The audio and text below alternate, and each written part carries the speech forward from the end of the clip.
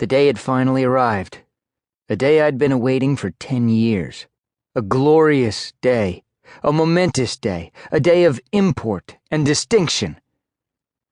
It was time to buy a hot dog. Someone was in line when we arrived, but I didn't cut in front of her. She would have let me.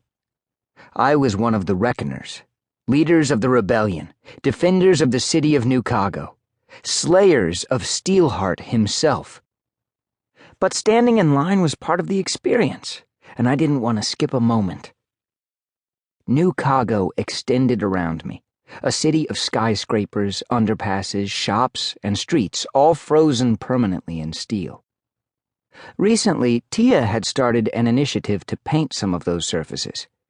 Now that the city's perpetual gloom had been dispelled, it turned out all those reflective surfaces could make things really bright. With some work, instead of looking the same everywhere, the city would eventually become a patchwork of reds, oranges, greens, whites, and purples. Abraham, my companion for this hot dog excursion, followed my gaze, then grimaced. "It would be nice if when we painted a wall, we would take a little more concern for colors that matched those of their neighbors." Tall and dark-skinned, Abraham spoke with a light French accent. As he talked, he scanned the people walking nearby, studying each one in his trademark relaxed yet discerning way. The butt of a handgun poked from his hip holster. We Reckoners weren't technically police. I wasn't sure what we were, but whatever it was, it involved weapons, and I had my rifle over my shoulder. Newcago was almost kind of peaceful, now that we'd dealt with the rioters. But you couldn't count on peace lasting long, not with epics out there. "We have to use the paint we can find," I said. "It's, garish." I shrugged. "I like it. The colors are different. Not like the city was before Calamity, but also a big change from how it was under Steelheart. They make the city look like a big chessboard. One painted a lot of colors." "Or perhaps a quilt?" Abraham asked, sounding amused.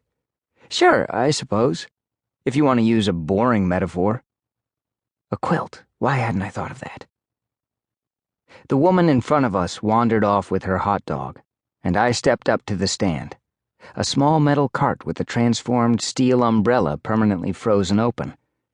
The vendor, Sam, was an elderly, bearded man who wore a small red and white hat.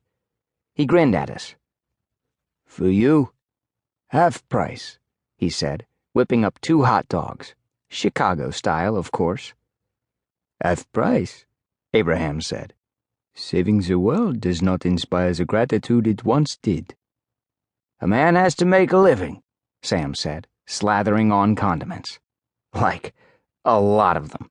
Yellow mustard, onions, chunked tomatoes, sweet pickle relish, peppers, whole, of course, and pickled, a dill pickle slice, and a pinch of celery salt. Just like I remembered. A true Chicago dog looks like someone fired a bazooka at a vegetable stand, then scraped the remnants off the wall and slathered it on a tube of meat. I took mine greedily. Abraham was more skeptical. "Ketchup?" Abraham asked. The vendor's eyes opened wide.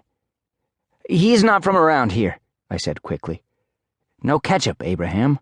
Aren't you French? You people are supposed to have good taste in food." "French Canadians do have good taste in food," Abraham said, inspecting the hot dog. "But I am not convinced that this is actually food." "Just try it." I bit into my dog. Bliss.